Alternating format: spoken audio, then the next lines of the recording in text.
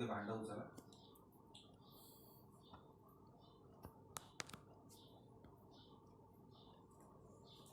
विद्यार्थी मित्रांनो, सर्वप्रथम तुम्हाला गणेशोत्सवाच्या हार्दिक शुभेच्छा.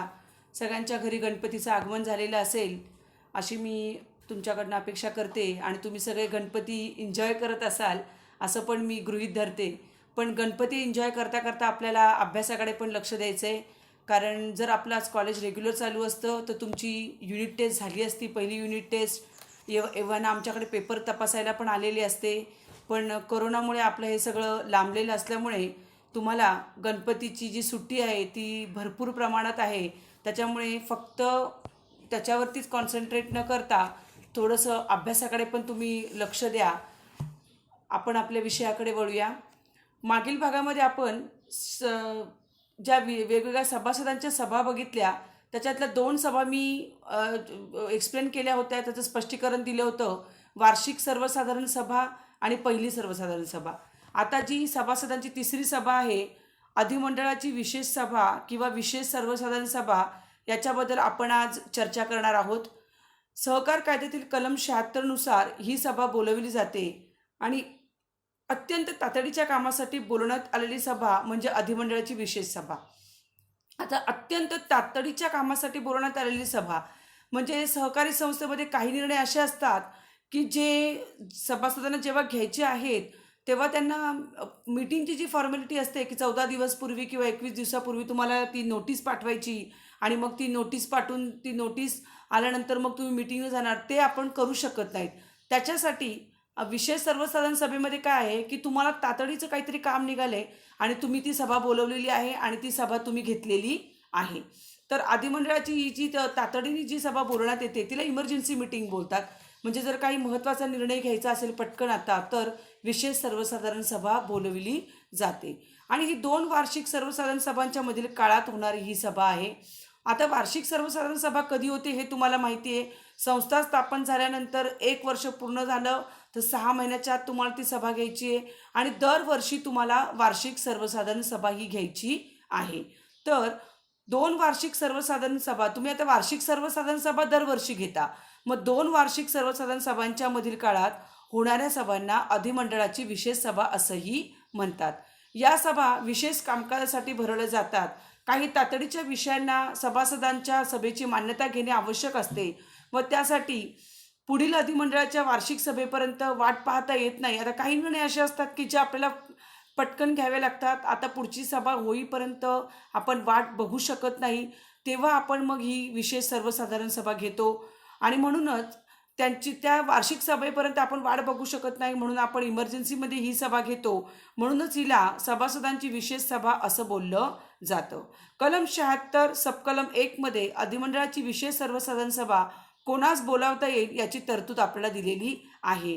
तर सहकारी संस्थेच्या 1/5 सभासदांनी किंवा उपविधीतील तरतुदीनुसार विशेष सभेची मागणी करण्यासाठी नमूद करण्यात आलेली सभासद संख्या यापेक्षा जी संख्या कमी असेल, म्हणजे तुमची संख्या जर तुमची सभासदांची संख्या 1/5 किंवा त्याच्यापेक्षा जर कमी असेल तर त्याच्यामध्ये ती जर लोक तयार असतील ही मीटिंग बोलवायला, तर त्यांनी जर मागणी केली असेल की आता विशेष सर्वसाधारण सभा बोलवा, तर आपल्याला बोलवायला लागेल. म्हणजे समजा आता तुम्ही एक्झाम्पल घ्या, आपले 25 सभासद आहेत, मग 25 सभासदांमधून 1/5, आता 1/5 25 किती झाले, 5 झाले. त्याच्यापेक्षा 5 म्हणजे 1/5 म्हणजे 5 सभासद किंवा त्याच्यापेक्षा जर कमी असतील सभासद आपले, तर मग समजा आता तुमचे 20 सभासद आहेत, तर मग 20च्या 1/5 किंवा त्याच्यापेक्षा कमी सभासदांनी जर तुम्हाला डिमांड केली आहे की आता आपल्याला एक महत्त्वाचा निर्णय घ्यायचा आहे आणि आपल्याला सभा बोलवली पाहिजे, तर तुम्ही वार्षिक सर्वसाधारण सभेपर्यंत वाट बघू नका. तर अशा वेळेस तुम्हाला जी संख्या कमी असेल त्याप्रमाणे तुम्हाला ही आपली विशेष साधारण सभा बोलवावी लागेल. आणि सहकार निबंधकाने जर तुम्हाला सूचना दिली असेल तर तुम्हाला ही मीटिंग बोलवावी लागेल.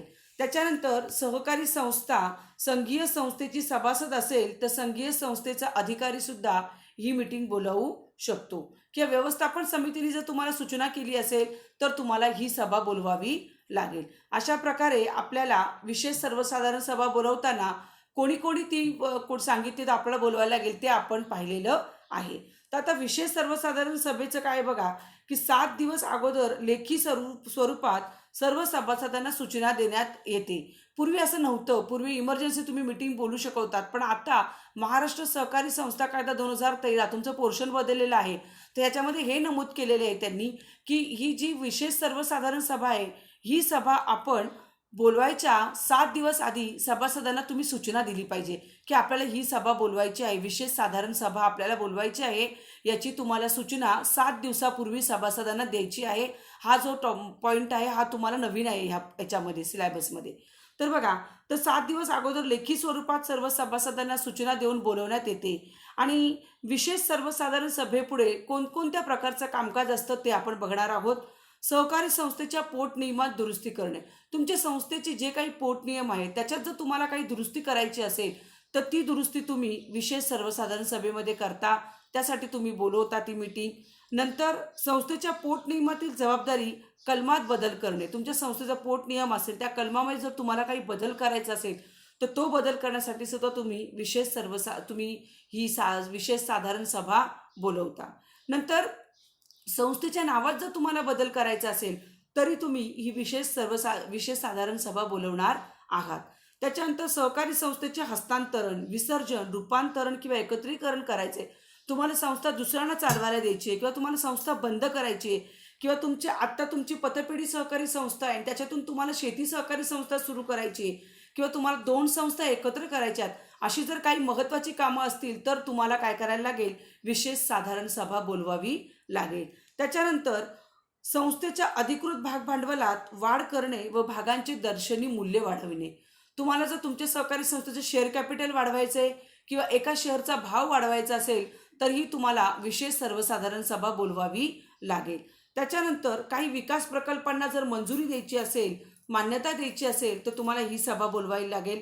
नंतर पदाधिकाऱ्यांविरुद्ध अविश्वासाचा ठराव आल्याचा जर आला असेल तुमच्याकडे आणि तुम्हाला त्याच्यावरती विचार विनिमय करायचा असेल तरी तुम्हाला विशेष सर्वसाधारण सभा बोलवावी लागेल.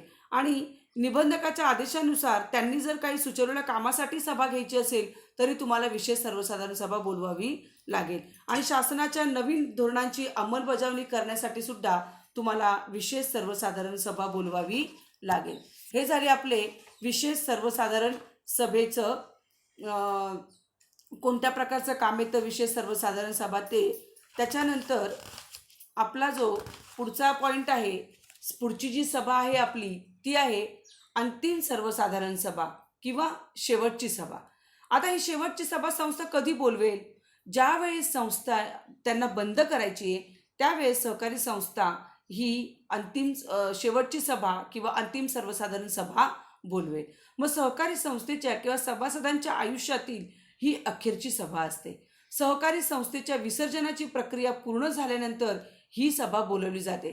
ज्यावेळेस तुम्हाला आता संस्था बंद करायची आहे, तुम्हाला संस्था बंद करताना त्याला विसर्जन असं म्हणतात. विसर्जन म्हणजे संस्था बंद करणे. मग अशा वेळेस आपल्याला ज्यावेळेस विसर्जनाची प्रक्रिया करायची असेल त्यावेळेस आपल्याला ही शेवटची सभा बोलवावी लागते. अंतिम सर्वसाधारण सभा, शेवटची सभा आपण बोलवणार आहोत. सहकारी संस्थेचा कायदेशीर शेवट असतो ही सभा म्हणजे. सहकारी संस्था बंद करायची असेल तर संस्थेच्या विसर्जनाचे काम करण्यासाठी निबंधक ऋणपरिशोधकाची नेमणूक करतो. आता ऋणपरिशोधक म्हणजे कोण? हा ऋणपरिशोधक हा सुद्धा एक गव्हर्नमेंटचाच माणूस आहे. तर हा परिशोधक जो आहे तो तुमची संस्था बंद करताना तुम्हाला मदत करणार आहे. बघा, तर तुमची संस्था बंद करण्यासाठी तुम्हाला गणसंख्येची कोणतीही अट नाही आहे. फक्त समाप्ती प्रकरण 3 प्रकारची असू शकते. तुम्ही जेव्हा संस्था तुमची बंद करता तेव्हा तुम्ही 3 प्रकारे तुमची संस्था बंद करू शकता. एक तर स्वखुशीने किंवा सक्तीने किंवा निबंधकाच्या आदेशानुसार समापन करणे म्हणजे व्यवहार गुंडाळणे. एक तर तुमची संस्था चांगली चालली आहे पण तुम्हाला आता पूर्वीसारखं काम करायला, लक्ष द्यायला वेळ नाही आहे किंवा तुम्ही ॲब्रॉडला चालले तर अशा वेळेस स्वखुशीने तुम्ही संस्था सगळे बंद करता किंवा सक्तीने किंवा तुम्हाला निबंधक सांगतो की तुम्हाला तुमचं काम आता आटपावं लागेल. अशा 3 प्रकारे तुम्ही तुमची संस्था बंद करू शकता, विसर्जन करू शकता. संस्थेच्या कारभारात आलेल्या अपयशाची कारणे दिलेली जातात ज्यावेळेस तुमची संस्था बंद होते तेव्हा. आणि संस्थेची येणी किंवा देणी पूर्ण झाल्यानंतर जर काही रक्कम शिल्लक राहत असेल तर तिचा पण तुम्ही व्यवस्थित विनियोग करायचा आहे, त्याच्यावरती तुम्ही चर्चा करायची. तुमचे जर कोणाचे पैसे द्यायचे बाकी असतील, काही कर्ज द्यायची बाकी असतील संस्थेची, तर तुम्ही ती देऊन टाका. काही सभासदांच्या ठेवी जर असतील तर तुम्हाला त्या ठेवी त्यांच्या रिटर्न कराव्या लागतील. या सगळ्या गोष्टींसाठी तुम्हाला ही सभा बोलवावी लागते आणि या सहकारी संस्थेच्या आयुष्यातील ही शेवटची सभा असंही हिला म्हणतात. कोणत्या सभेला? अंतिम सर्वसाधारण सभा किंवा शेवटची सभा. कारण या सभेनंतर ऋण परिशोधकाच्या अहवालाच्या आधारे संबंधित संस्था बंद झाल्याचा आदेश सहकार निबंधक देतात. सहकार निबंधक जेव्हा ऋण परिशोधक येतात आणि सगळं तुमची संस्था बंद करून देतात, त्याच्यानंतर निबंधक सांगतो की तुमची संस्था आता बंद झालेली आहे. आणि सहकारी संस्था तोट्यात चालत असेल, तिच्या आर्थिक स्थिती जर गंभीर असेल, संस्थेची उद्दिष्टे सफल झाली नसतील, सभासदांचे हितसंवर्धन करण्यात जर संस्था अपयशी ठरली असेल तर अशी संस्था बंद करावी लागते. ही त्याची वेगवेगळी कारणं आहेत. तुमची तोट्यात चाललेली आहे सहकारी संस्था, आर्थिक स्थिती चांगली नाही आहे, तुम्ही जी उद्दिष्ट ठरवलेली होती संस्थेची ती जर तुमची सफल झालेली नाही आहेत आणि सभासदांचे जर हितसंवर्धन करण्यात तुम्ही अपयशी ठरलेला असाल, म्हणजे सभासदांचं हित कशात आहे तर संस्थेचं कर्ज नको जास्त, त्यांच्या ज्या ठेवी ठेवल्या त्याच्यावर त्यांना भरपूर व्याज मिळावं, त्यांना इमर्जन्सी लोन मिळावं, अशा वेगवेगळ्या प्रकारचे त्यांचे जर हितसंवर्धन तुम्ही केलं सभासदांचं, तर तुम्हाला काय होणार आहे तर तुमची संस्था नावारूपाला येईल. आणि हे जर तुम्ही नाही करू शकला तर तुम्हाला संस्था बंद करावी लागते आणि त्या सभेला आपण अंतिम सर्वसाधारण सभा किंवा शेवटची सभा असे म्हणतो. त्याच्यानंतर आपलं हे झालं सभासदांच्या सभा. आता पुढचा जो आपला सभांचे जे प्रकार आपण बघितलेले होते ते सभासदांचे 4 प्रकार मी आता तुम्हाला स्पष्ट केलेले आहेत. आणि पुढचा जो प्रकार आहे ब भाग, तो आहे व्यवस्थापन समितीच्या सभा किंवा संचालक मंडळाच्या सभा. आता व्यवस्थापन समितीच्या सभा किंवा संचालक मंडळाच्या सभा म्हणजे काय? सभासदांच्या वतीने आपण व्यवस्थापक निवडून देतो. व्यवस्थापक हे सभासदांनी निवडून दिलेले पदाधिकारी आहेत, हे आपण शिकलेलो होतो. अध्यक्ष, उपाध्यक्ष, सचिव. तर सभासदांचे प्रतिनिधी म्हणून निवडून दिलेल्या समिती सदस्यांना दैनंदिन कारभाराबाबत व्यवस्थापन निर्णय घेण्याचे अधिकार असतात. परंतु हे निर्णय घेण्यासाठी समिती सदस्यांना एकत्र येऊन चर्चा व विचारविनिमय करणे आवश्यक असते. त्यासाठी समिती सभासदांना आपल्या सभा घेणे आवश्यक ठरते आणि समितीच्या सर्व सभासदांना या सभेला हजर राहणे आवश्यक असते. कुठल्या सभा? या समितीच्या सभा, संचालक मंडळांच्या सभा. तर त्याच्यामध्ये सगळ्यात पहिली जी सभा आहे ती आहे व्यवस्थापन समिती किंवा संचालक मंडळांची पहिली सभा. ज्यावेळेस सहकारी संस्थेची नोंदणी होते त्यावेळेस पहिल्या सर्वसाधारण सभेत व्यवस्थापन समितीची 1 वर्षासाठी निवड केली जाते. 1 वर्षासाठी आपण पदाधिकारी निवडून देतो आणि नंतर व्यवस्थापन समितीची ही पहिली सभा होते आणि संचालक मंडळांची किंवा व्यवस्थापन समितीची ही पहिली सभा असे म्हणतात. कलम 73 नुसार तात्पुरत्या समितीचा कालावधी 1 वर्षापेक्षा जास्त असू शकत नाही आणि पहिल्या संचालक मंडळांच्या सभेत जे विषय चर्चेस असलेले असतात ते सर्व नंतरच्या सभेत नसतात. पहिली सर्व व्यवस्थापन समितीची सभा जी आहे ती तुम्ही 1 वर्षासाठी तुम्ही संचालक मंडळ स्थापून त्यांना अपॉइंट करू शकता आणि मग तुम्ही तुमची त्यांची मीटिंग घेऊ शकता. तर त्या मीटिंगमध्ये तुमचे जे विषय असणार आहेत ते तुमचे फक्त त्या वर्षापुरतीच मर्यादित असणार आहेत. त्याच्यामध्ये बघा आपण कोणकोणत्या विषयांवर चर्चा करणार आहोत. पहिल्या व्यवस्थापन समितीच्या पहिला आहे अध्यक्षाची निवड करणे. तर अध्यक्षाची निवड करणे हे व्यवस्थापन समितीच्या संचालक मंडळांच्या पहिल्या सभेचं कामकाज आहे. त्याच्यानंतर संस्थेच्या नावाने जिल्हा मध्यवर्ती सहकारी बँकेत खाते उघडणे व बँक खाते चालवण्याचे अधिकार देणे. याच्यामध्ये तुम्ही ज्यावेळेस संस्था स्थापन करता त्यावेळेस अध्यक्षाची निवड तुम्हाला करायची आहे पहिल्या व्यवस्थापन समितीच्या मीटिंगमध्ये. त्याच्यानंतर संस्थेच्या नावाने जिल्हा मध्यवर्ती सहकारी बँकेत खाते उघडायचे व बँक खाते चालवण्याचे अधिकार द्यायचे तुम्हाला. म्हणजे संचालक मंडळाला ते अधिकार स्वतः घ्यावे लागतात आपल्याकडे. ते काम तुम्ही ह्याच सभेमध्ये करणार आहात. त्याच्यानंतर अधिमंडळाची सर्वसाधारण सभा संपेपर्यंत कामकाज चालवण्यासाठी पदाधिकाऱ्यांची निवड करणे. बघा आपण बघतोय व्यवस्थापन समितीच्या पहिल्या सभेचे कामकाज. तर त्याच्यामध्ये अधिमंडळाची सर्वसाधारण सभा संपेपर्यंत कामकाज चालवण्यासाठी पदाधिकाऱ्याची निवड करणे, नंतर सभासदांच्या पहिल्या अधिमंडळाच्या सभेनंतर खर्चाची मंजुरी देणे, सहकारी संस्थेची कर्ज मर्यादा निश्चित करणे, नंतर अंदाजपत्रकास मंजुरी देणे, सहकारी संस्थेच्या कागदपत्रावर सह्या करण्याचे अधिकार देण्यावर निर्णय देणे, संस्थेच्या कामकाजाची दिशा ठरविणे आणि निबंधकाने मंजूर केलेल्या उपविधीला मान्यता देणे. हे सगळं कशामध्ये येतं? व्यवस्थापन समितीची पहिली सभा. याच्यामध्ये हे कामं, वेगवेगळ्या स्वरूपाची कामं व्यवस्थापक समितीला करावी लागतात.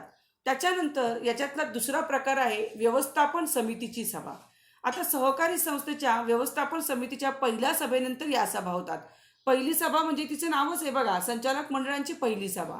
आणि आता व्यवस्थापन समितीची सभा म्हणजे ही सभा जी आहे पहिल्या सभेनंतर होते आणि सहकारी संस्थेच्या पोटनियमातील तरतुदीनुसार किमान 3 महिन्यातून एकदा किंवा दर महिन्यास व्यवस्थापन समितीची ही सभा आयोजित करण्यात येते. कोणती सभा? व्यवस्थापन समितीची सभा.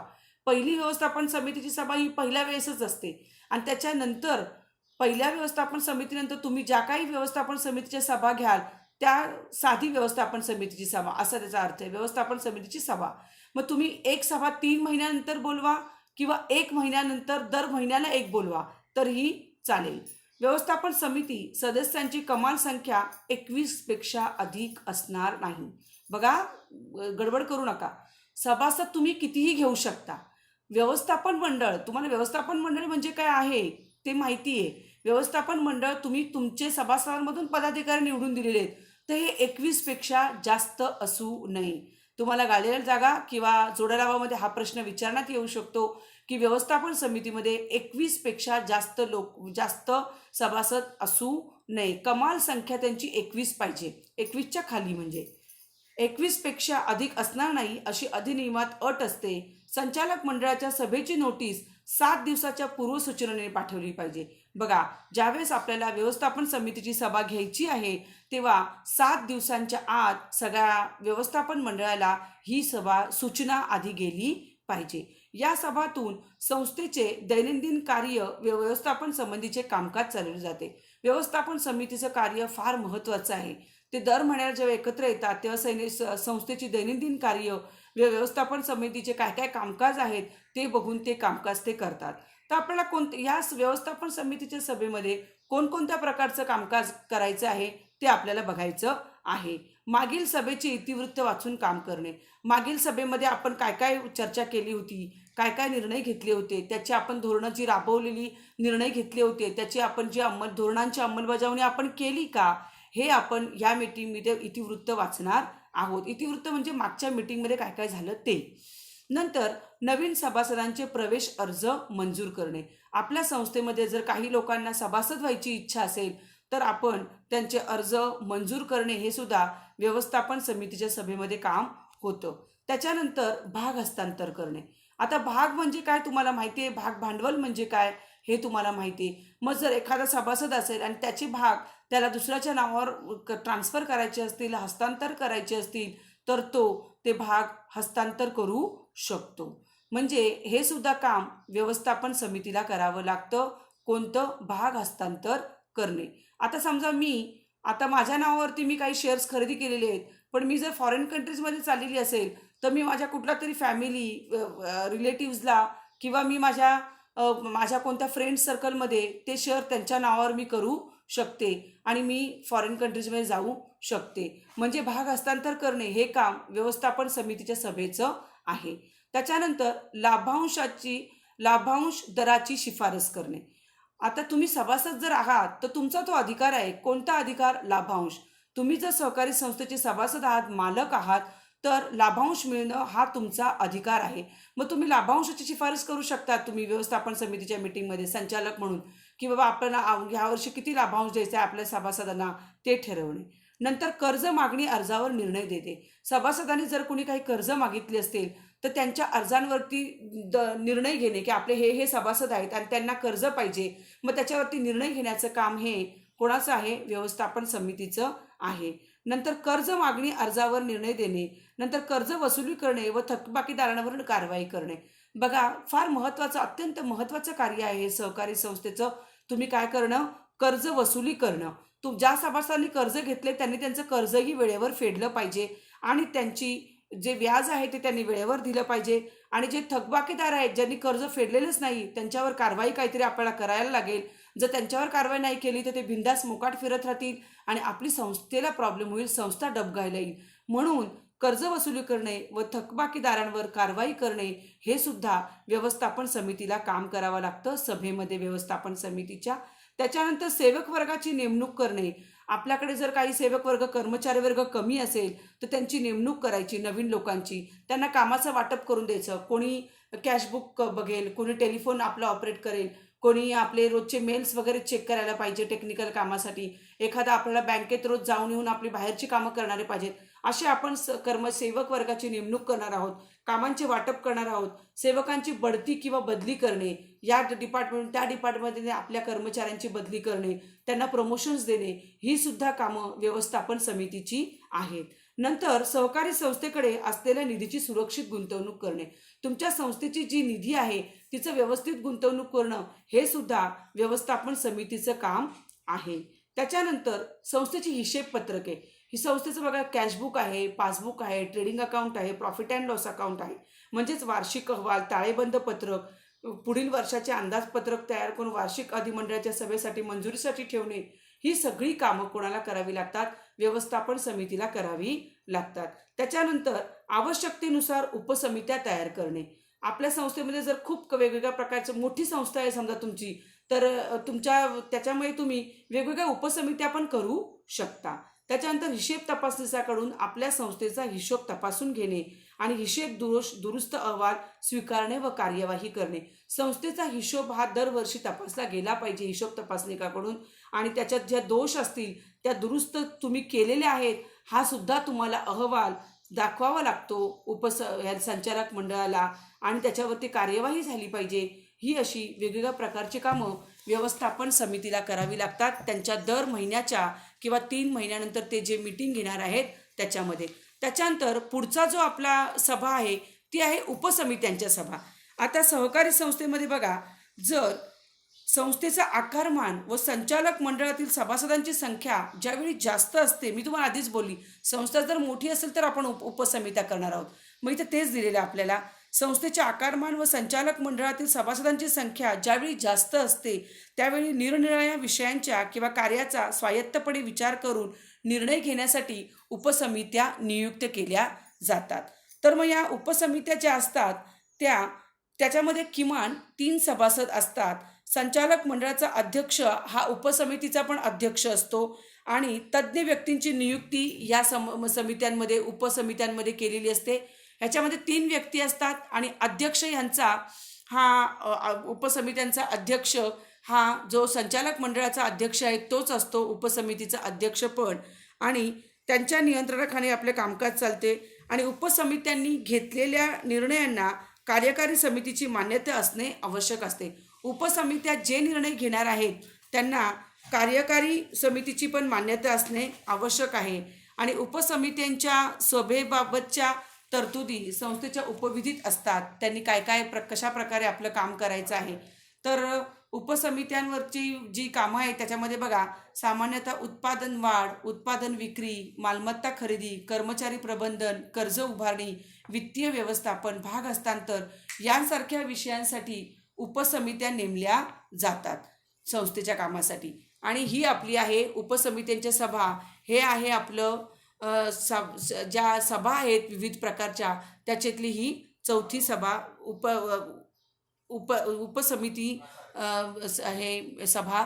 हे आपले आता सभांचे प्रकार जे आहेत ते आपले पूर्ण झालेले आहेत. मी तुमच्याकडनं अशी अपेक्षा करते की तुम्ही सगळे अभ्यास व्यवस्थित करत असाल. आणि पुढच्या वेळेस आपण आता आपला पुढचा टॉपिक बघणार आहोत.